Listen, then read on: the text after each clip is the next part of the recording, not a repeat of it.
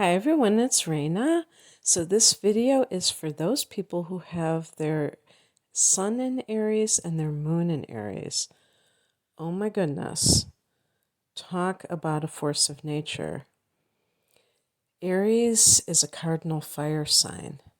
So when the sun and the moon are both in Aries, the person is very dynamic.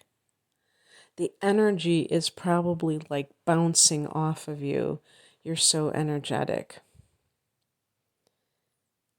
Fire signs are very charming, I think, because they exude a childlike exuberance and innocence too, meaning that there's a very unfiltered joy that can be expressed by an Aries person, kind of like a kid in a candy store. And Aries is the first sign of the zodiac, so it's associated with infants, and also the springtime when everything is beginning to bloom. And so Aries is associated with youth, and therefore Aries people can be refreshingly honest and just open. And in a world where there can be a lot of facades, a lot of artifice, it really feels nice to communicate with people who are not fake, who don't have some kind of a mask. I'm talking about a social mask, obviously. There's a real positivity with Aries, and this is doubled having the sun and the moon. The sun is the aspirational self, so it's going to be your goals, how you want to shine in the world. And with Aries, it's anything that you can direct yourself. Fire signs are very independent, and cardinal signs are very desiring to, take the initiative. So when you combine the two, you get a person who really wants to run the show. And all fire signs are creative, and so this type of person with the Aries sun can be very creative, and with the moon there's a warmth. Now, I have to admit there can be a volatility with Aries moon, but there is a very strong presence, and it makes a very positive impression in terms of how the person views life. There's a real glass half full mentality. And because of this, and I'm saying mentality, I should say, I don't even know if attitude would be the same thing, because you do have to look at the person's Mercury sign as well to see if that is going to be in alignment with that. So maybe I can say there is a goal. The person's aspirations are of a positive nature, and they are positive that they are going to achieve their goals. Now, I put very energetic, but I also put hyperactive, because I think that Aries sun, Aries moon, that combination, double cardinal sign, double fire, can be like somebody who always has to be doing something. It's very important that you get physical exercise. You're not one of those people that can easily be sedentary. And so working behind a desk may not be at all what you should be engaged in. You might have to do more physical work. Even if you are an intellectual person, you may have to have an occupation where you can get your hands dirty and just, get your energy out in physical work. I used to work in a health food store, and there was a woman who came in, and she told me she did a physical type of job. And she didn't look like, she looked like to me, I think she looked almost like a teacher. Whatever that looks like, kind of like somebody that I would assume would be a teacher, and even, women in general don't tend to do a lot of physical work, because a lot of the physical work in our society is still, even in 2021, done by men, because men tend to be physically stronger. And so I'm assuming that's the main reason. Not to say that some women don't do those types of jobs, but yeah, she told me, I have to do something physical. And it always stayed with me, because she just said that she had that. I guess she meant because of her energy level, that she needed to like kind of get out that extra energy by doing that type of work. And my partner is the same way, a male, but somebody who is very intellectual, who does physical work and feels that sense of like, that provides that balance to a very active mind. Now, I put here a childlike innocence, and I think this is one of those charming things about Aries, is that Aries is an open book. Aries doesn't have the proverbial skeletons in the closet. Now, that is a blanket statement. There are going to be examples of things that may not be 100% in line with what I just said. If you have Pluto in the 12th house, I've done a video for that one, and the title of that one is Skeletons in the Closet. So there might be some exceptions to that rule. But in general, there's going to be a very open nature, a very childlike innocence that the person exudes. And they're going to be very playful. I keep saying they, I should just address it to you and say you can be very playful. You can be very spontaneous, which is another trait of children. Children don't make lists and organize their playtime. They just do. They're in the moment, and that's how Aries is. Now, we can talk about that, how that can be challenging sometimes, but it can be very charming to others too.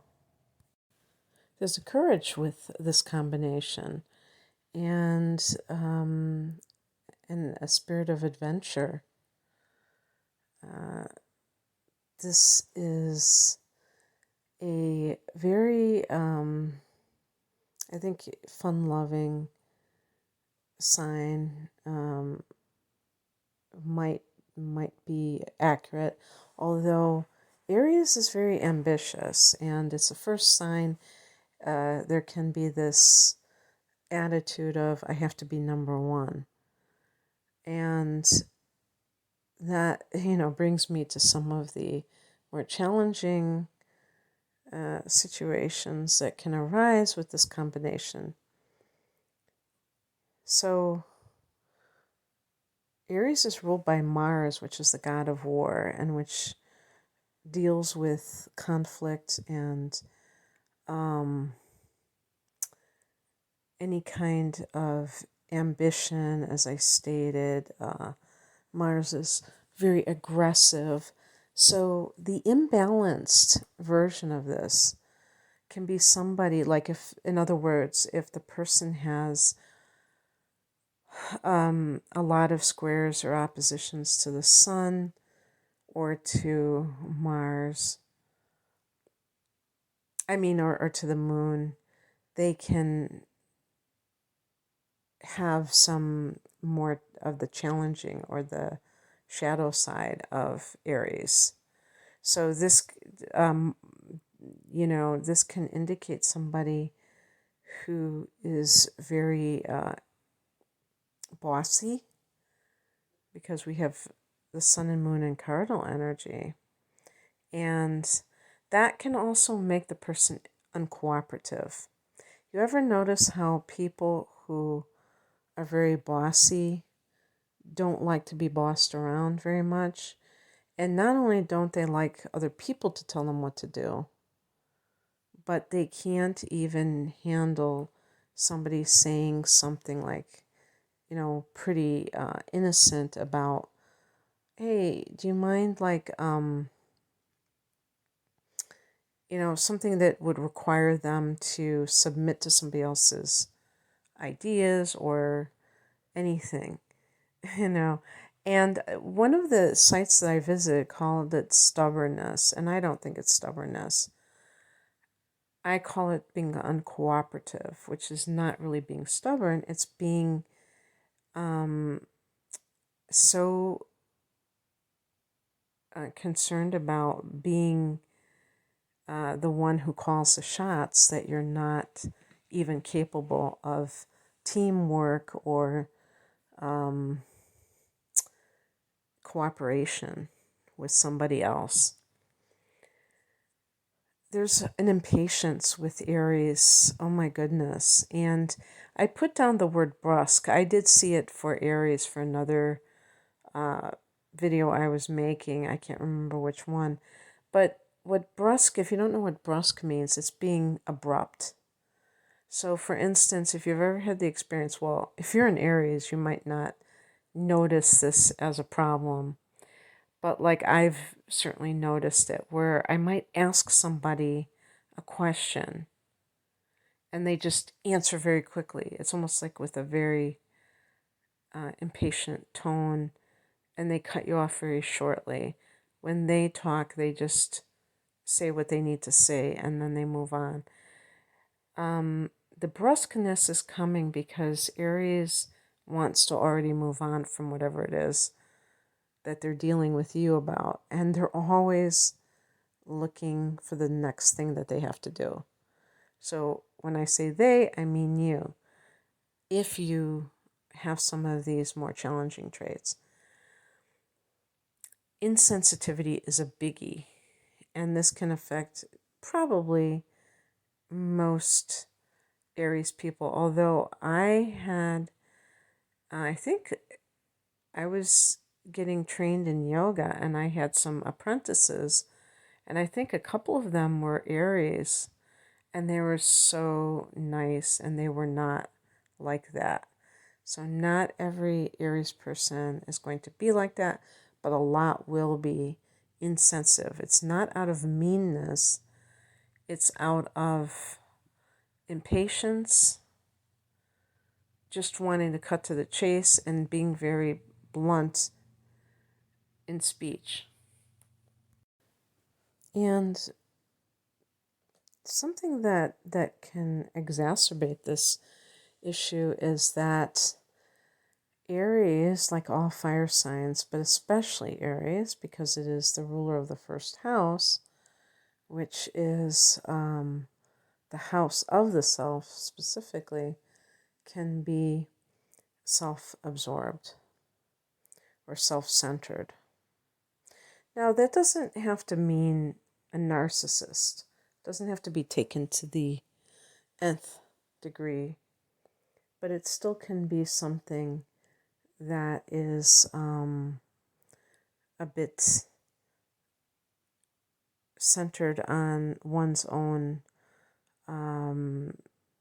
desires and goals, and maybe not be as plugged into other people's needs, other people's desires. It's like looking out for number one, trying to be the top dog And, in your ambition, being very competitive, sometimes that can veer into the category of toxic competition. And that's coming from that self-centered perspective. When you see things more universally, you realize there's nobody really to compete with except yourself. And you don't need to kind of stoke division or divisive behaviors.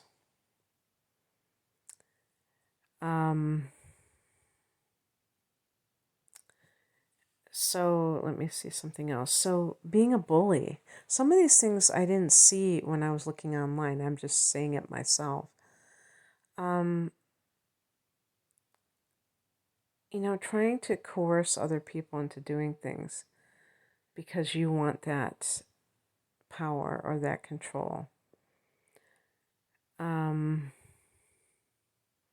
then by the same token, not being able to cooperate with another person, having to be in control at all times.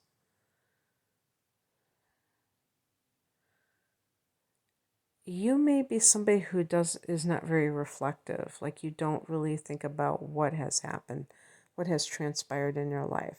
This is because you're very much in the moment, but also looking forward. You're not somebody who looks in the rearview mirror and has a bunch of regrets. That's actually a very positive trait, but when I say not reflective, it can lead you to sometimes make the same mistakes over and over again because you don't really pause to think about what you have done and why that may have led to a pattern of, picking the wrong type of person, why a project didn't work out the way you wanted. You just may be moving on to the next thing, which brings me to impersonal relationships. You can be easily bored. And I also should have mentioned being impulsive. Doing things on the spur of the moment, but maybe not thinking it through. That can be a very big one. The other thing that I want to point out is that Mars is your ruler, and Mars can represent the sex drive. And so Aries Sun, Aries Moon people can be highly sexed, and I feel that sometimes this leads to not so great choices all the time when it comes to life partners. If your criteria or maybe criterion is based on somebody turning you on, and that's what makes you feel like they are the perfect person for you, you could find out down the line that there's more to a relationship than sex. And that might be something that you don't always know when you're younger. And by younger, I mean really like under the age of 30, perhaps. And so in relationships, you're easily bored. Somebody has to keep your interest, and you love that thrill of the chase. If somebody is too eager to form a relationship with you, you may decide not to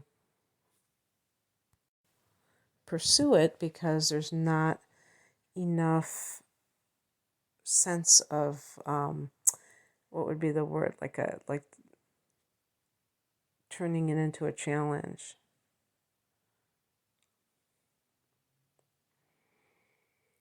And this is, and bluntness. Now, I have likewise, been, I shouldn't say likewise, I have been somebody who has observed online that people sometimes will say things, and when they're mean and when confronted, they'll say, hey, I'm only saying the truth.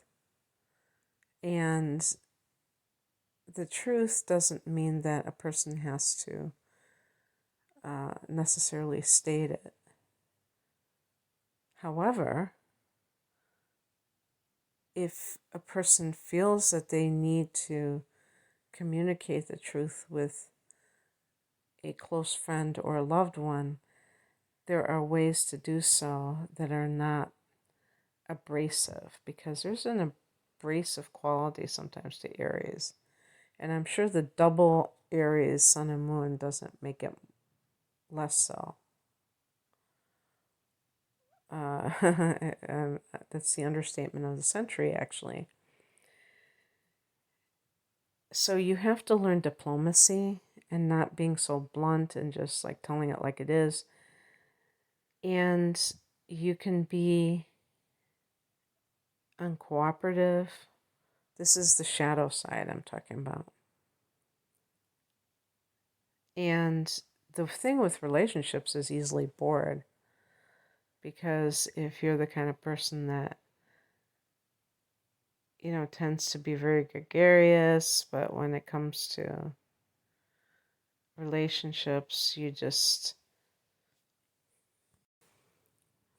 want to move on, seemingly, at the drop of a hat. I think one main reason why is that Aries is a catalyst. And so you love that early stage of a relationship when you're falling in love and you're in that infatuation stage. And when everything gets more predictable and routine, that's when you can lose interest. But also, like I said, if the other person is too available, if you find somebody who is very busy, maybe they're working a lot and they have their own life, that's going to be irresistible to you, because you may feel like you're very independent and you don't have to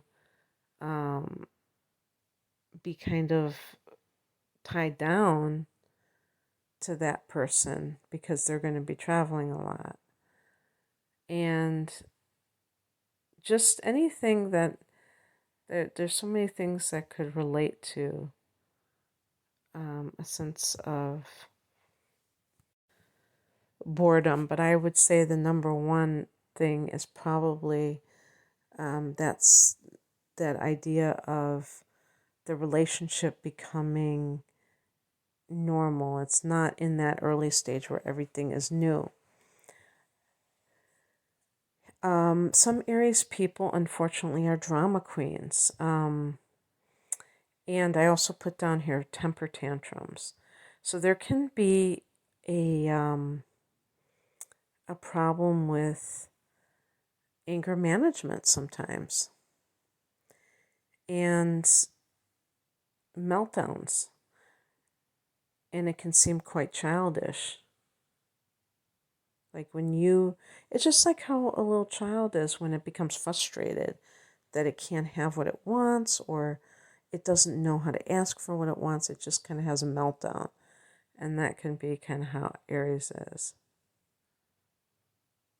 So, but this is not going to be necessarily for everyone, just the people that have those challenges already. And so, anyway, I hope that you enjoyed this. And if you would like a personal reading, please click on the link below this video to see what kind of readings I offer. Thanks for listening. Take care. Bye.